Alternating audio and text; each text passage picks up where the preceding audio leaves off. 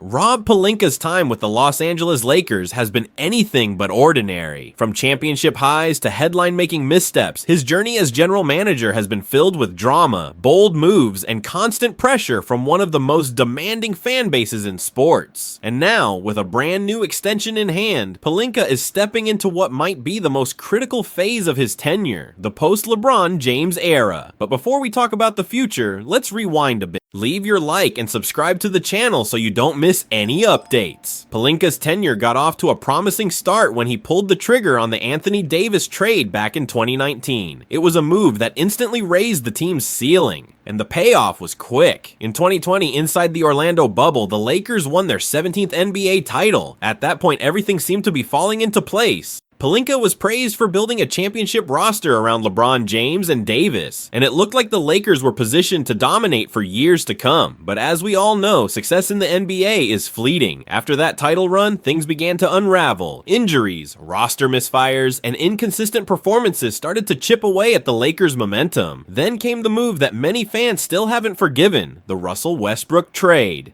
Pelinka bet big on bringing the former MVP to LA, hoping his energy and playmaking would complement LeBron and AD, but instead, the fit was awkward from the start. The team never found a rhythm, and the chemistry on the court never materialized. The Lakers stumbled, missed the playoffs, and the Westbrook experiment became one of the most talked about failures in recent franchise history. That's when the questions really started. Was Pelinka the right man to lead this team into the future? Had he been lucky with Davis? Was the front office out of touch with modern roster-building strategies? But just when doubts were growing louder, Pelinka pulled off something unexpected, and quite frankly, incredible. He orchestrated a blockbuster trade that brought Luka Dončić to Los Angeles. Yes, Luka Dončić, one of the brightest young superstars in the game. In exchange, the Lakers gave up former Laker Anthony Davis, Max Christie, and a first-round pick. On paper, it looked like a huge win for the Lakers, a franchise cornerstone for the future in exchange for a veteran star and role players. And just like that, the narrative shifted again. The front office rewarded Pelinka with a multi-year contract extension shortly after the regular season ended. The message was clear. They believe in his vision. They're trusting him to build a competitive team, not just for the present, but for a future without LeBron James, a challenge that many franchises have failed to navigate after losing a generational talent. But make no mistake, Pelinka's work is far from over. The upcoming offseason will be a true test of his skills. One major hole remains on the roster, the center position. The Lakers desperately need to add size and presence in the paint, especially with the physicality of the Western Conference. The team can't afford to rely solely on small ball lineups or aging veterans. They need a solid, athletic big man who can protect the rim, rebound, and hold his own against the likes of Jokic, Sabonis, and other elite bigs out west. Pelinka still has some trade assets left, including most of the first-round picks he kept during the Dončić deal. That gives him some flexibility, but the market for quality centers is competitive. Other teams are hunting too, and the type of center Pelinka is able to land could directly impact how long the Lakers can remain in championship contention while LeBron is still wearing purple and gold. And let's not forget, time is running out. LeBron James isn't going to play forever. The window for another title with him on the roster is closing fast. Every move from here on out carries enormous weight. The margin for error is slim. Fans aren't going to tolerate another wasted season. Not with LeBron still playing at a high level. Not with Dončić now on board. Not with championship expectations always looming over the franchise. And being the Lakers GM comes with its own unique challenges. Pelinka is under more scrutiny than almost any other executive in the league. Every move he makes is dissected. Every mistake is magnified. That's the reality when you're running a team with such a massive global spotlight. It comes with pressure. It comes with criticism. Some fair, some completely overblown, but it also comes with opportunity. The chance to build something historic. The chance to win. The chance to cement a legacy. And now, more than ever, that legacy is on the line. Pelinka's new contract extension is more than just a reward for the Dončić deal. It's a signal, a bet. A belief that he's the man to rebuild and reimagine the Lakers after the LeBron era ends. But the clock is ticking, and this offseason, it's not just another summer, it's the beginning of something new, or the continuation of the same frustrating cycle that's haunted the team since 2020. So the question is simple: can Rob Pelinka prove that this extension was truly deserved? The answer depends on what he does in the next few months, and Lakers fans everywhere will be watching closely. April 30th, 2025. Crypto.com arena is packed. The energy is electric. It's Game 5 of the first round of the NBA playoffs. The Los Angeles Lakers are battling the Minnesota Timberwolves in a do-or-die matchup. The crowd is hoping for a miracle. Austin Reeves, wearing number 15, takes the ball, drives toward the basket, weaving through defenders. He's giving everything he has, but it's not enough. The Lakers are out. The Timberwolves win the series. And just like that, the season is over. Now the off-season begins. And with it, a tidal wave of speculation, frustration, and tough questions. What went wrong, and what comes next? One thing is clear, the Lakers have some major holes to fill. The most glaring weakness? The front court. They were absolutely manhandled in the paint. The lack of a reliable physical center was a death sentence against the bigger and more aggressive Timberwolves. But that's not the only issue. LA also lacked depth in shot creation. Outside of the starting lineup, there was no one who could come in, take over, and flip the momentum. The Lakers became predictable, too dependent on a handful of stars, and once the opposition locked in, there was no plan B. So now the front office, led by Rob Pelinka, has to make some bold decisions. And one of the biggest names being thrown around in trade talks? Austin Reeves. Yes, the same Austin Reeves who went undrafted. The same Austin Reeves who turned heads with his hustle, heart, and high IQ plays. The same Austin Reeves who has become a fan favorite in Los Angeles. And now, he might be on the trading block. Let's take a step back. Kobe Price of the Orange County Register recently highlighted just how valuable Reeves has become. Not just to the Lakers, but across the entire NBA. Statistically, he's an elite company. This past season, he was one of only 13 players in the league to average at least 20 points, 5.5 assists, and 4.5 rebounds. That puts him alongside names like Luka Dončić, LeBron James, Shai Gilgeous-Alexander, Nikola Jokic, Giannis Antetokounmpo, Jason Tatum, Cade Cunningham, LaMelo Ball, Damian Lillard, Tyler Herro, De'Aaron Fox, and James Harden. That's not just good company, that's superstar company. And here's the part that makes Reeves even more valuable.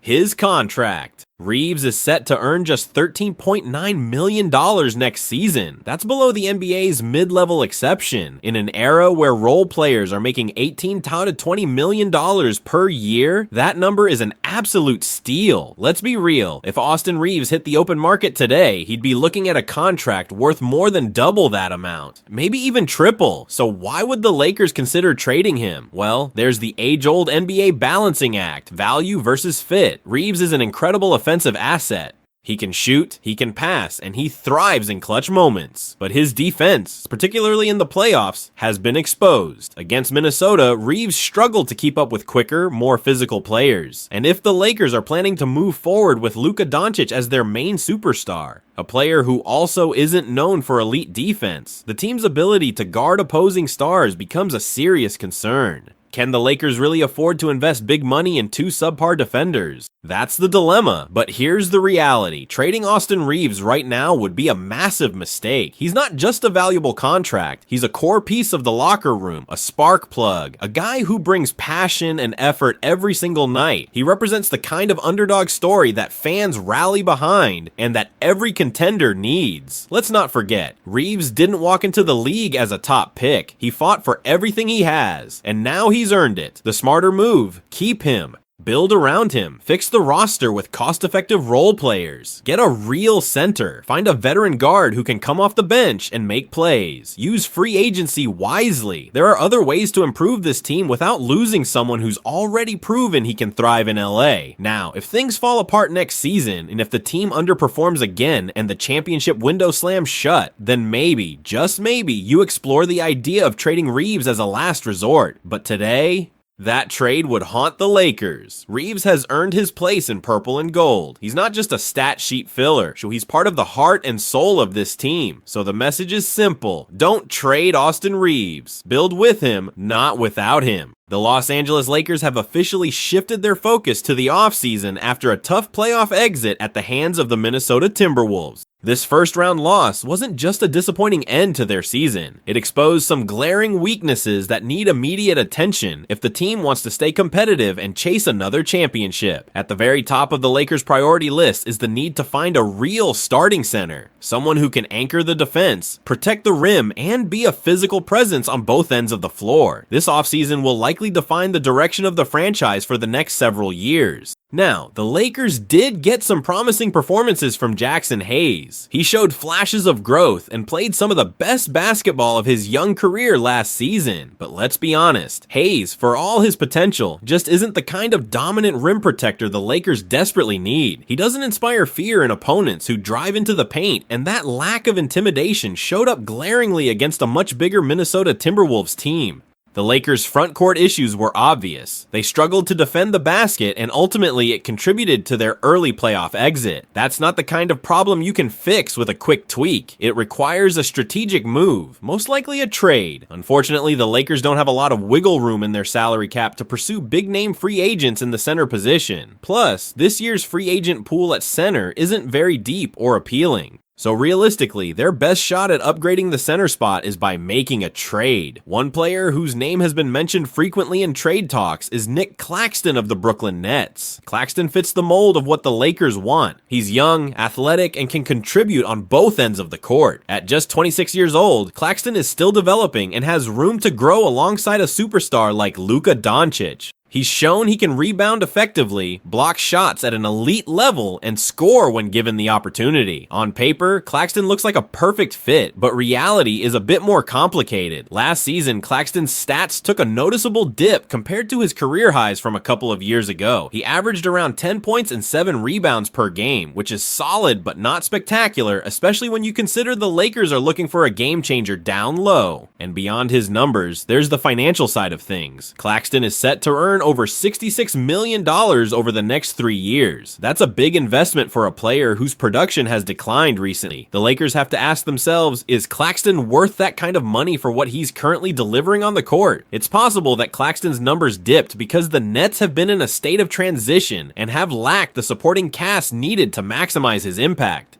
Playing on a losing team with inconsistent lineups can take a toll on any player's stats. Maybe in a better system with more stability, Claxton's true potential will resurface. Still, signing Claxton is a significant gamble, one that could either pay off big or set the Lakers back financially and competitively. The Lakers front office is surely aware of these risks. After the recent misstep involving Mark Williams, they're likely to approach this offseason with caution. They understand that every decision counts, especially when it comes to acquiring a center who could define the team's defensive identity for years to come. The good news? Despite the concerns, Claxton might be the best available center option on the market this summer. His combination of youth, athleticism, and defensive skills make him an attractive target. His averages from last season, 10.3 points, 7.4 rebounds, and 2.2 assists, show he can contribute across multiple facets of the game. But the question remains, is that enough for the Lakers to pull the trigger? This offseason is a pivotal moment. The Lakers management has to weigh the pros and the cons carefully. Do they commit a large portion of their salary cap to Claxton, hoping that a change of scenery and the Lakers system help him bounce back to his peak? Or do they look for other, possibly cheaper options? Maybe a lesser known player with potential or a creative multiplayer trade that brings back more value? They also have to consider the bigger picture, balancing the roster, managing contracts, and building a team that can compete at the highest level with Luka Dončić leading the charge. Every move they make will send a message about their commitment to contending for a championship in the post-LeBron era. This isn't just about filling a position, it's about setting a foundation that can support sustained success. As fans, we'll be watching closely to see if the Lakers can get this right.